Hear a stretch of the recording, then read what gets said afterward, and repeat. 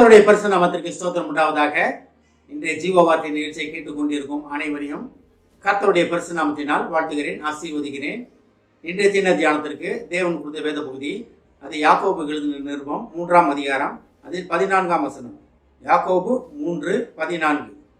உங்கள் இருதயத்திலே கசப்பான வைராக்கியத்தையும் விரோதத்தையும் வைத்தீர்களானால் நீங்கள் பெருமை பாராட்டாதிருங்கள், சத்தியத்திற்கு விரோதமாக பொய் சொல்லாமலும் இருங்கள். இன்றைய தினம் வருடத்தின் 2ஆம் நாள் அன்று தேவன் உங்கள்கிட்ட சொல்ல ஆசைப்படுகிற ஒரு காரியம் என்னவென்றால், பெருமை பாராட்டாதிருங்கள், பொய் சொல்லாதிருங்கள்.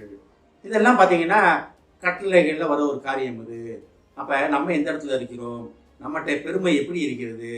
நீங்கள் பெருமை நீங்கள் நல்லா இருக்கேன் அதில் பெருமை பாராட்டுவது கூட கொஞ்சம் ஏற்றுக்கலாம். ஏதோ ரைட்டு, தேவன் ஆசீர்வாதத்தில் நான் நல்லா இருக்கேன் அப்படின்னு பெருமையாக இருக்கீங்க, ரைட்டு, ஓகே, அதை ஓரளவுக்கு ஏற்றுக்கலாம். ஆனால் இது என்ன சொல்லப்பட்டிருக்கிறது பாருங்க, இருதயத்தில கசப்பான வைராக்கியத்தையும் விரோதத்தையும் வைத்தீர்களானால். அப்ப இது இருக்கக்கூடாது. நம்ம இருதயத்தில் எப்படி இருக்கிறது? கசப்பான வைராக்கியம். கசப்பான வைராக்கியம்னு என்ன? இப்படி போனாலும் பரவாயில்ல, எனக்கு 2 கை போனாலும் பரவாயில்ல, அவனுக்கு அட்லீஸ்ட் 1 கையாச்சும் போயிடணும். எனக்கு 1 கண்ணு 2 கண்ணும் போனாலும் பரவாயில்ல, அவனுக்கு 1 கண்ணாச்சும் போயிடணும். இதுதான் கசப்பான வைராக்கியம்.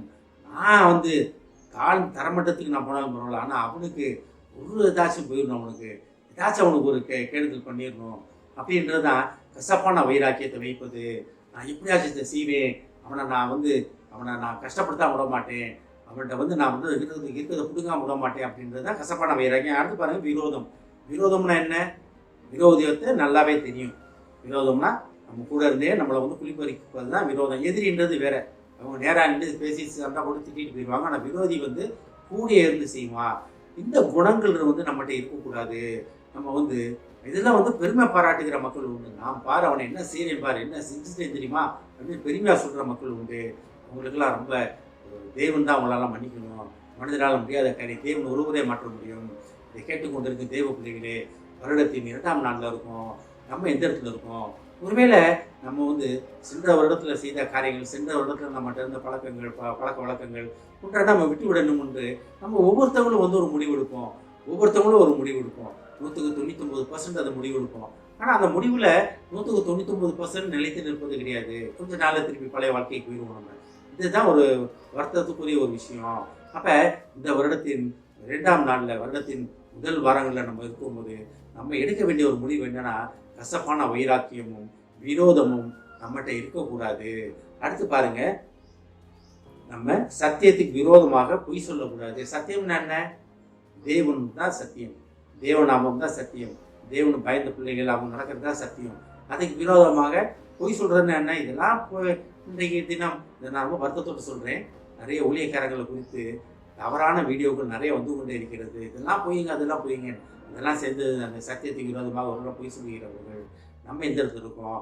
அவங்க தேவனுடைய பிள்ளைகள், அவங்கள தேவனுடைய சுதந்திரம், அதை தேவன் பார்த்து கொள்வார். நம்மளோட வேலை அது கிடையாது. ஒருவேளை நம்ம எந்த இடத்துல இருக்கோம்? இந்த வருடத்தின் 2ஆம் நாளில் நம்ம முடிவெடுக்க வேண்டிய ஒரு முக்கியமான விஷயம் என்னன்னா, நம்ம எல்லாத்தையும் விரோதமாக பொய் சொல்லக்கூடாது. நம்ம அடுத்தவங்க மேலே கசப்பான வைராக்கியமும் விரோதமும் வைக்கக்கூடாது.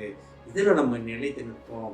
இதில் நிலைத்து நிற்கும் போது நேற்றைய தினம் நமக்கு தேவன் கொடுத்த வாக்குத்தத்தங்கள் நம்ம வாழ்க்கையில் வெகு சீக்கிரமாக நிறைவேறும். ஆமென். ஜெபிப்போம். எங்களை அதிகமான நேசிக்கும் அன்பின் பரலோக பிதாவே, கர்த்தாவே, கசப்பான வைராக்கியமும் விரோதத்தை குறித்து நாங்கள் பெருமை பாராட்டாது இருக்க நீர் எங்களை அழைப்பதற்காக நன்றி ஆண்டவரே. இந்த அழைப்பின் நோக்கத்தை புரிந்து கொண்டு தகப்பனே, உமது சத்தியத்தில் நிற்பவர்கள் சத்தியத்துக்கு விரோதமாக நாங்கள் பொய் சாட்சி சொல்லாதபடி எங்களை பாதுகாத்து கொள்வோம். மனிதரால் கூடாத காரியம் ஆண்டவரே, ஆனாலும் இருதயத்தின் சிந்தனைகளை மாட்டுகிற தேவன் ஒருவரால் மட்டுமே நடைபெறும் என்பதை அறிவோம் ஆண்டவரே. இந்த வருடத்தின் முதல் வாரத்தில் இருக்கிறோம் ஆண்டவரே. நாங்கள் புதிய மனிதனாக எங்களை மாற்றியதற்காக நன்றி ஆண்டவரே. இதை கேட்டுக்கொண்டு ஒவ்வொருவரையும் ஆசீர்வதிக்கிறோம் அப்பா. ஒவ்வொரு குடும்பத்தையும் ஆசீர்வதிக்கிறோம் ஆண்டவரே. குடும்பத்தில் உள்ள ஒவ்வொருவரும் தகப்பனை கசப்பான வைராக்கியத்திலிருந்தும் தகப்பனை விரோதத்திலிருந்தும் பொய் சாட்சியிலிருந்தும் அவர்களை நீர் விடுவித்து அவர்களை உண்மையுள்ள மனிதர்களாக மாற்றியதற்காக நன்றி ஆண்டவரே. ஆசீர்வதிக்கணும். இயேசுவின் மூலமாய் கேட்கிறேன் நல்ல பிதாவே, ஆமென். கர்த்தர் உங்களை ஆசீர்வதிப்பாராக.